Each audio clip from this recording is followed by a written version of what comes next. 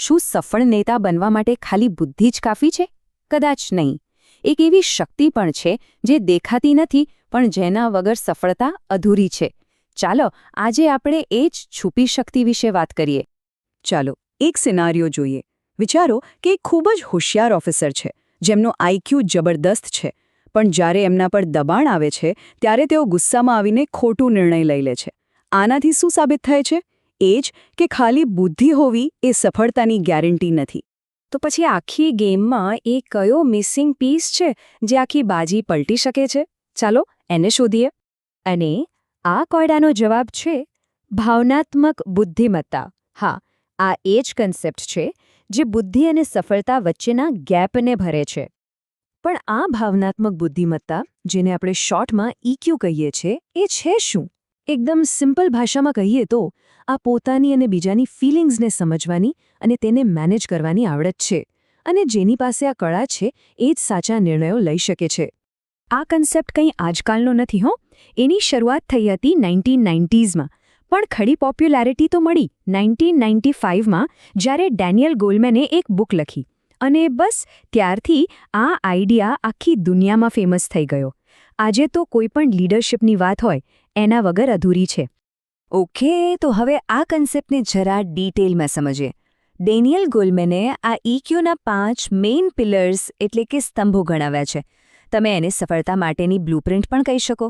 પહેલો અને સૌથી ઇમ્પોર્ટન્ટ પિલર છે સેલ્ફ અવેરનેસ એટલે કે સ્વજાગૃતિ. આનો સીધો મતલબ છે કે પોતાની લાગણીઓ, પોતાની તાકાત અને પોતાની નબળાઈઓને બરાબર ઓળખવી. જેમ કે કોઈ ઓફિસરને ખબર હોય કે એને કઈ વાત પર ગુસ્સો આવે છે, તો એ કોઈ ઇમ્પોર્ટન્ટ મીટિંગમાં એને કંટ્રોલ કરી શકે છે. હવે એકવાર તમે જાગૃત થઈ ગયા પછી આવે છે બીજો પિલર, સેલ્ફ રેગ્યુલેશન એટલે કે સ્વનિયમન. આનો મતલબ છે કે પોતાના ઇમોશનલ રિએક્શન્સ પર કંટ્રોલ રાખવો.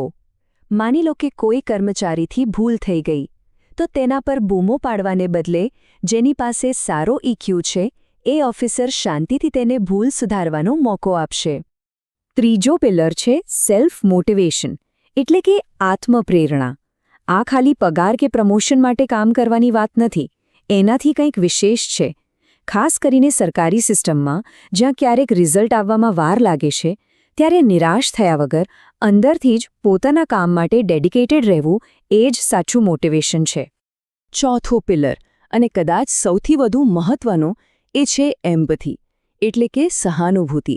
આનો મતલબ છે બીજાના શૂઝમાં પગ મૂકીને વિચારવું, તેમની પરિસ્થિતિ અને તેમની લાગણીઓને સમજવી. દાખલા તરીકે કોઈ ટીચર રજા માંગે તો એની પાછળનું કારણ સમજવાની કોશિશ કરવી. અને છેલ્લો, પાંચમો પિલર છે સોશિયલ સ્કિલ્સ એટલે કે સામાજિક કૌશલ્ય. આ છે સંબંધો બનાવવાની અને નિભાવવાની કળા.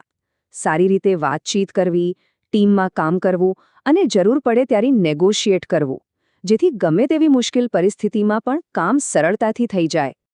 ઓકે, તો આ 5 પિલરની થિયરી તો સમજાઈ ગઈ, પણ રિયલ લાઈફમાં, ખાસ કરીને એડમિનિસ્ટ્રેશનમાં આ બધું પ્રેક્ટિકલી કેવી રીતે કામ કરે છે? ચાલો હવે એના પર નજર નાખીએ. જેમનો ઇક્યુ હાઈ હોય એનાથી એડમિનિસ્ટ્રેશનમાં સીધા ફાયદા થાય છે. ડિસિઝન મેકિંગ સારું થાય છે, કોઈપણ ઝઘડો કે વિવાદ સરળતાથી ઉકેલી શકાય છે, સ્ટ્રેસ મેનેજમેન્ટ સારું રહે છે, લીડરશિપ ઇન્સ્પાયરિંગ બને છે અને ટીમ સારી રીતે કામ કરે છે. અને હા, કોઈપણ નવો ફેરફાર લાવવો હોય તો એ પણ આસાન થઈ જાય છે. આ જુઓ, કોન્ફ્લિક્ટ રિઝોલ્યુશનનું કેટલું સરસ ઉદાહરણ છે. વાત ખાલી ઓર્ડર આપવાની નથી, વાત છે સામેવાળાને શાંતિથી સાંભળવાની અને પછી સમસ્યાનો ઉકેલ લાવવાની. બસ આ જ તો છે ઇક્યુ ડ્રિવન અપ્રોચની તાકાત. અને ચેન્જ મેનેજમેન્ટનું તો આ એકદમ પરફેક્ટ ઉદાહરણ છે. વિચારો, જ્યારે NEP 2020 જેવી કોઈ મોટી પોલિસી લાગુ કરવાની હોય ત્યારે શરૂઆતમાં લોકો વિરોધ તો કરવાના જ. એ સમયે એક હાઈ ઇક્યુ ઓફિસર પોતાની ધીરજ અને લોકોને સમજાવવાની આવડતથી જ આ વિરોધને શાંત પાડીને પરિવર્તનને સફળ બનાવી શકે છે. તો અત્યાર સુધી આપણે વ્યક્તિગત લેવલ પર વાત કરી. હવે ચાલો થોડું ઝૂમ આઉટ કરીએ. ઇક્યુ ખાલી પર્સનલ સક્સેસ માટે જરૂરી નથી, પણ આખા ગવર્નન્સની ક્વોલિટી અને સમાજ પર તેની શું અસર થાય છે એ જોઈએ. આને કહેવાય સેન્સિટિવ ગવર્નન્સ. આનો મતલબ ખાલી નિયમો લાગુ કરાવવાનો નથી, એનાથી આગળ વધીને એમ્પથી સાથે નાગરિકોની સેવા કરવી અને લોકોનો સરકારમાં વિશ્વાસ કેળવવો.